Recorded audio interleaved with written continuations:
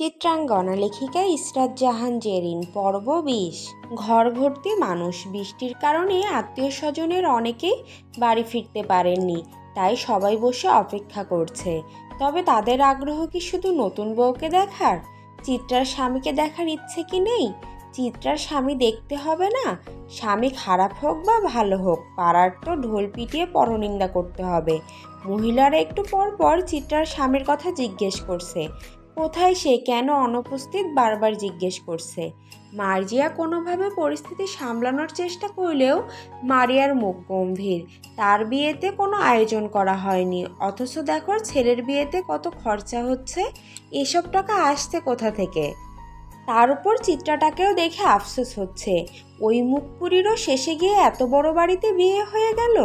মাত্র কদিন হলো বিয়ে হয়েছে, এরই মাঝে গা ভর্তি স্বর্ণের গহনা পরে এই বাড়িতে এসেছে।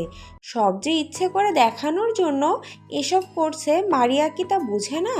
মারিয়ার রোগটে চেহারা, লম্বা চওড়া উজ্জ্বল শ্যামলা দেখতে, একটা গজদাঁত আছে। ওই গজদাঁতের হাসি দেখেই তো মাহাদি তার জন্য দেওয়ানা হয়েছিল। তারপর দুজনে প্রেম করে পালিয়ে বিয়ে করে। মারিয়ার পরিবারের অবস্থা সাধারণ মধ্যবিত্তের মতোই ছিল, তবে বাবা মাকে কখনো সাহস করে বলতেই পারেনি মাহাদিকে সে ভালোবাসে। তারপর হুট করে একদিন সব ছেড়ে মাহাদির হাত ধরে চলে আসে, সেই গাজীপুর থেকে কিশোরগঞ্জ। চিত্রা ও ফারাজ বাড়ি ফিরল সন্ধ্যা ৮টার দিকে। ভেজা শরীর নিয়ে দরজা বেরোতেই যেন সবাই তাদের ঘিরে ধরল। কেউ একজন ফারাজের দিকে তাকিয়ে বলে উঠল, আহারে, পোলাডা এমন ভিজল কি কইরা? ওরে এক গ্লাস গরম দুধ দে, জোয়ান মরদের ঠান্ডা লাগলে হয়। জলদি দুধ খাইয়া বাঘের বেটা হইয়া যাও। ফারাজ এত মহিলা মানুষ দেখে একটু হতভম্ব হয়। এখানে কি মহিলাদের গোপন বৈঠক হচ্ছে? মনে হচ্ছে কোথাও বোমা নিক্ষেপের পরিকল্পনা চলছে। চিত্রার অবস্থাও সুবিধার নয়, তার চোখ মুখ ফুলে আসে, স্পষ্ট বোঝা যাচ্ছে সে কেঁদেছে। সবাই তাকে আর চোখে দেখে ফিসফিস করছে। ফারাজের এসব একদমই ভালো লাগছে না। অভ্রকে যে ডাক দিবে তারও উপায় কই, বেটা তো কাদায় ডুব দিয়ে উঠেছে। সাইড প্লিজ, আপনাদের সঙ্গে পরে কথা বলবো, ফারাজ স্পষ্ট গলায় বলল। সোহাগ অনেক আগেই বন্ধুদের সঙ্গে সেখান থেকে উঠে গিয়েছিল। জান্নাত বসে আছে, চিত্রার দিকে অদ্ভুতভাবে তাকিয়ে আছে। এত সুন্দর মেয়েকে ছেড়ে তাকে কেন বিয়ে করলো সোহাগ? যদি ওই মেয়ের মায়া কাটাতেই না পারে, তাহলে ছাড়লো কেন? আর কেনই বা তার মতো একজনকে বিয়ে করে বাড়ি আনলো? জান্নাতের খুব ইচ্ছে হচ্ছে চিত্রার সঙ্গে একান্ত কথা বলার, তবে পরিস্থিতি স্রোতের বিপরীতে। কিন্তু একদিন ঠিকই জান্নাত চিত্রার মুখোমুখি দাঁড়াবে, কঠোর গলায় প্রশ্ন করবে তার জীবন নিয়ে খেলার কারণ কি। কি শান্তি লুকিয়েছিল তার সর্বনাশে? জান্নাতকে ঘিরে এতক্ষণ যারা বসেছিল, সবাই এখন ফারাজকে দেখার জন্য উতলা। ফারাজের আকাশি রঙের শার্টটা গায়ের সঙ্গে জড়িয়ে আছে, ব্লেজারটা সে চিত্রার গায়ে জড়িয়ে দিয়েছে। সাদা ব্লাউজের কারণে চিত্রার শরীর নিখুঁতভাবে বোঝা যাচ্ছিল। কোনো নোংরা চোখ তার স্ত্রীর সর্বাঙ্গে চোখ বুলিয়ে যাবে। স্বামী হিসেবে এসব মোটেও সহ্য করার পাত্র ফারাজ এলাহি নয়। তার স্ত্রী কেবল তার, তাকে অন্য পুরুষ দেখা তো দূরের কথা, কল্পনা করলেও ফারাজ এলাহির চোখটা কঠোর থেকে বের করে আনতে এক মুহূর্ত খরচ হবে না। ফারাজ বাড়ি ভর্তি মানুষকে উপেক্ষা করে চিত্রাকে নিয়ে রুমে গিয়ে দরজা লাগিয়ে দেয়। এত মানুষ গুনে চলার সময় নেই তার। নিজের খেয়ে অন্যের পা চাটাচাটি তারাই করে যাদের মন মানসিকতা নিচু। তাই কে কি বলল, কে কিসে দুঃখ পেল, সেই সব ফারাজ এলাহির হিসাব করার সময় নেই। চিত্রা আলমারি খুলে ফারাজের জন্য একটি প্যান্ট বের করে দিল। কাল তো চলে যাবে, সব কিছু আবার গুছিয়ে রাখতে হবে।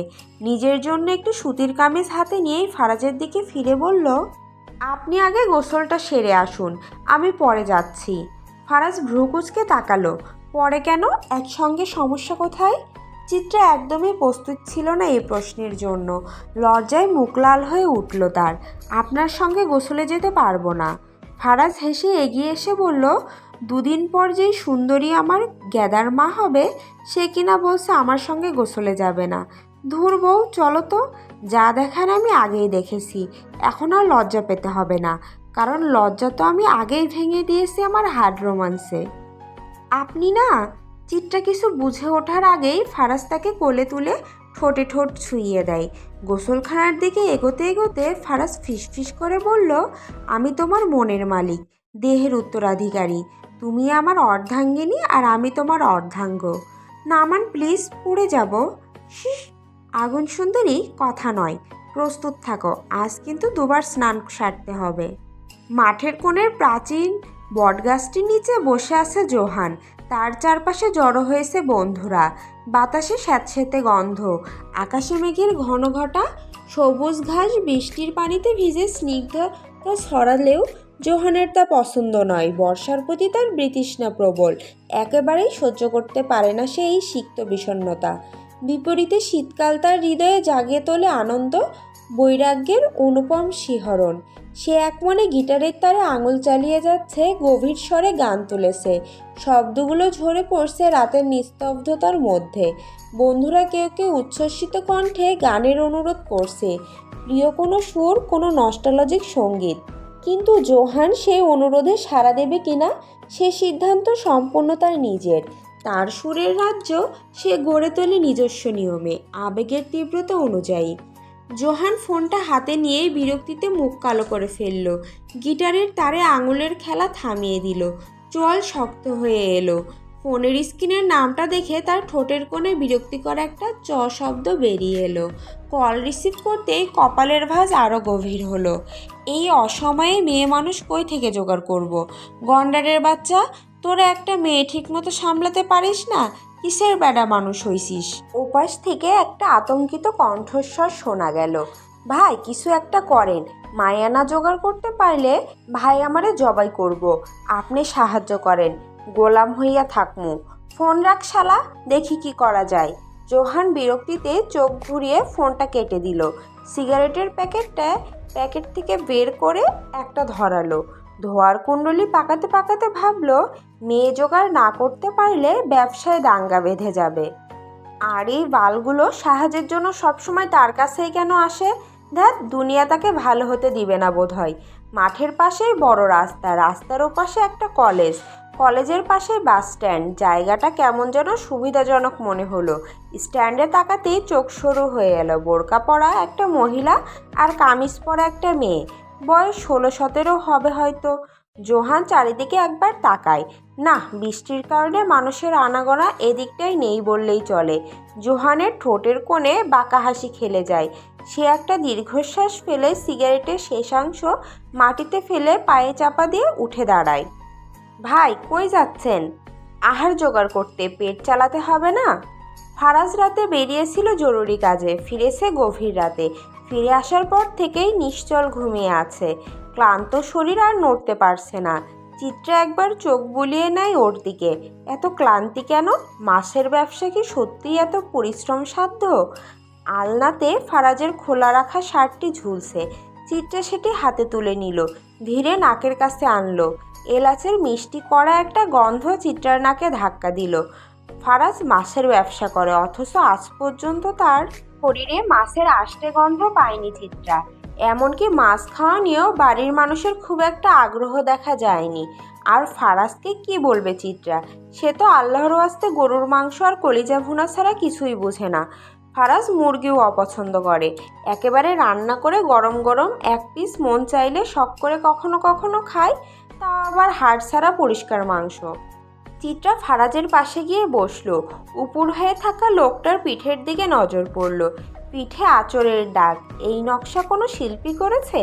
চিত্রা। বড্ড লজ্জা লাগে চিত্রার। ফারাজের চুলগুলো অত্যন্ত সুন্দর। বেশিরভাগ ছেলেদের চুলে ঘামের সময় নাকের বিষ্ঠার মতো গন্ধ আসে। চিত্রার একটি অভ্যাস আছে, ছেলে হোক বা মেয়ে, কারোর সঙ্গে কথা বলার সময় হঠাৎ করেই সে তাদের চুলের গন্ধ শুঁকে দেখে। আগে এই অভ্যাসের মাধ্যমে বন্ধুত্বের সূচনা করত সে। যাদের চুল থেকে সুন্দর ঘ্রাণ আসতো তাদের সঙ্গে বন্ধুত্ব করত চিত্রা। এই কারণেই বেশিরভাগ ক্ষেত্রে ছেলেদের সঙ্গে তার বন্ধুত্ব গড়ে ওঠেনি। কারণ ছেলেদের মাথায় এক ধরনের গন্ধ থাকে, ঘামের পচা আঠালো ভেজা গন্ধ, যা চিত্রার একেবারে অপছন্দ।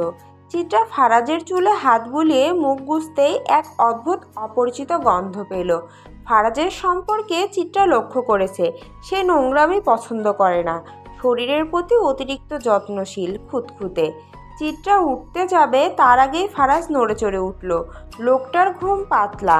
যে বাড়িতে সে আছে সেখানে চোর আসতে সাহস পাবে না।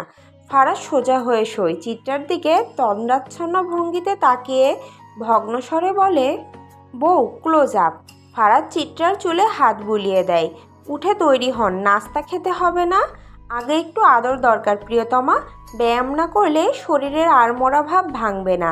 শরীরে এনার্জি নেই, কাছে আসো একটু রিচার্জ হই।